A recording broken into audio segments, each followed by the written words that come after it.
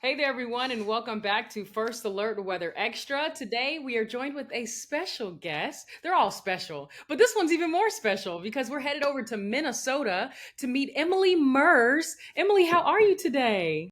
Good, thank you. I'm so excited to be here. Yes, we're excited to have you. First of all, tell us a little bit about what the weather is like right now in Minnesota. We know it's summer, but Well, it's a little hotter than I think most people would expect for Minnesota. It does get hot here in the summer. I know, contrary to popular belief, as cold as it is during the winter, we do still have warm summers up here. So currently it's in the 80s, pretty low humidity, a little bit sticky out there, but it's very nice. We have a couple scattered thunderstorms in the area, but nothing's too severe or serious going on. So just kind of a nice rainy summer day here today. okay. And I heard low humidity, so I think our folks in Alabama are going to appreciate. We might want to take a trip to Minnesota very soon because we can't Yeah. escape humidity out here, right? No, Well, it's that's definitely awesome. beautiful. Oh, well, I've been through Minnesota, have I? Yes. I went in the snow and my car got stuck. Oh no. Crazy. Yes. But that's really awesome. So, is that where you're from? So I'm actually originally from Texas, but my family moved when I was very little. I was still a baby. So I don't have any memory of Texas, but I spent my childhood growing up in Minnesota, not in the same city that I'm in currently, but I was near the Twin Cities. And then in fifth grade, my family moved to Mississippi. So we were right outside of Memphis. So I kind of spent my childhood in Minnesota and then my middle school and high school years up and through college in Mississippi, and that's where my family still is. Okay, so you're used to the humidity then. You spent some hmm years down here. How do you like the difference between, or which do you prefer? Do you prefer the humid climate or the drier heat? well, I guess for the summer, I do really love it up here.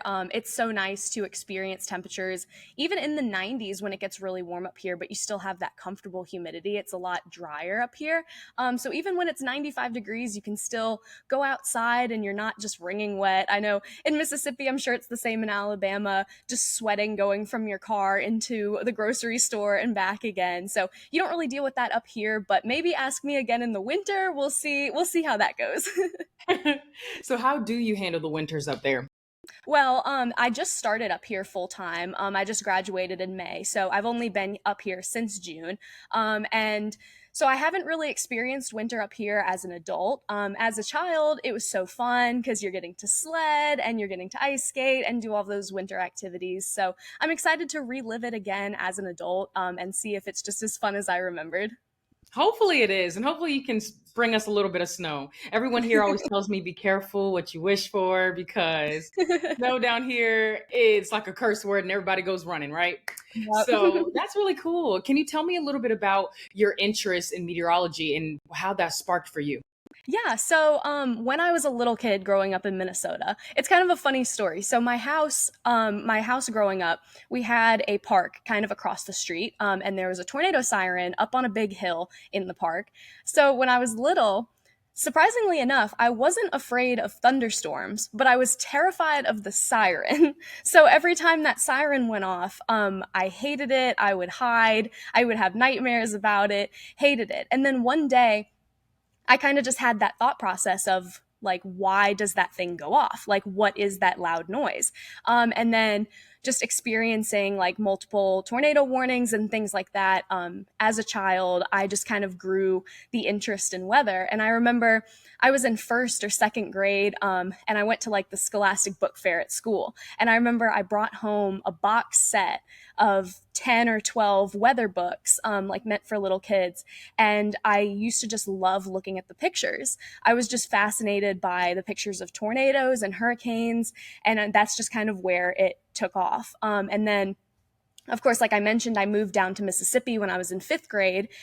So I kind of traded out the winters for living in Dixie Alley and having even more tornado warnings. I haven't actually been through a tornado, but we've had some near my house, like in my town, things like that. And my passion for it just kind of grew. And then once I kind of got to that age, middle school, high school, when you start having those conversations about what you really want to do with your life, my dad actually was the one that suggested, hey, you've always liked weather. Like maybe you should be a meteorologist. And at that time, I wasn't really sure if I wanted to be on TV or if I wanted to do something more behind the scenes.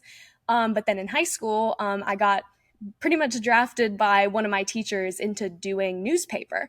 And I kind of just found my love for writing and my love for storytelling and journalism.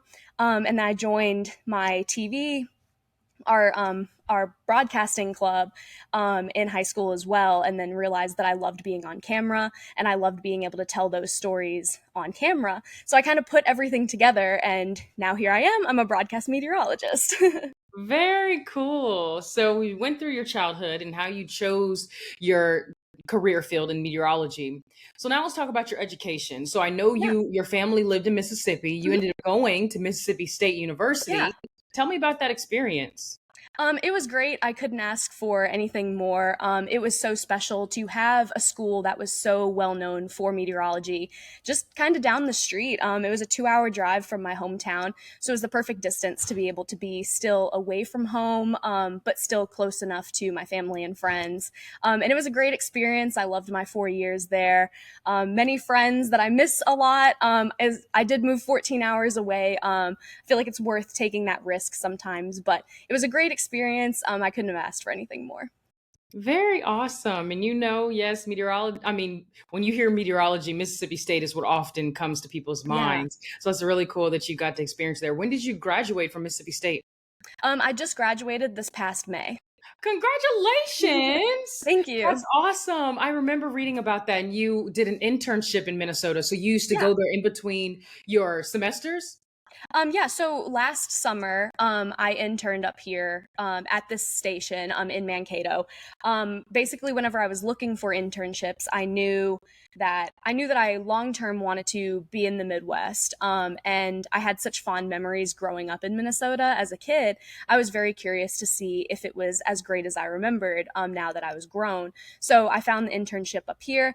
Came up here, had a wonderful experience. I was able to go on air after just a month of interning, and wound up taking over the weekend shows my last month that I was an intern up here, which was such a special experience.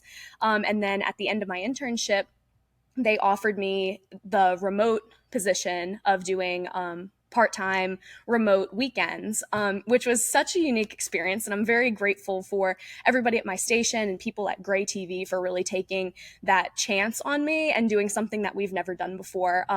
And so for the whole my last 2 semesters of school, so my whole senior year, I was actually broadcasting from my bedroom in my house, and doing the weekend weather for our Saturday and Sunday shows. And then they offered me the full-time position, and it was kind of a no-brainer at that point. I love everybody here. I love the area.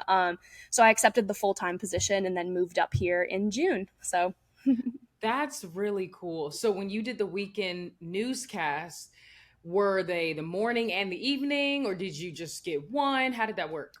So we only have evening shows on weekends. So it's Saturdays, 6 p.m., 9 p.m., 10 p.m., and then Sundays, 9 p.m. and 10 p.m.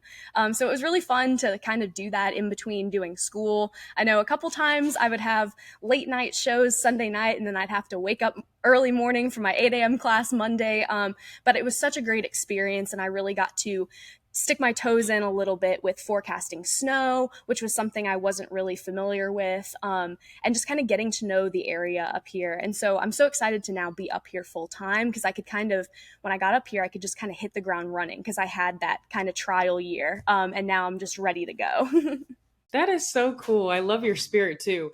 Tell me, Emily, what advice do you have for an aspiring meteorologist and maybe some advice on how they can fight the storms in their career journey? Yeah, I think a big one is don't be afraid to take risks. Obviously, last summer, I took a chance and moved 12, 14 hours away from home, lived with people that I didn't know, came up here. I have no family up here, I have no friends up here. I came up completely by myself, had no idea what to expect. And interning up here last summer was a great move. I really took a chance and I mean, it landed pretty well.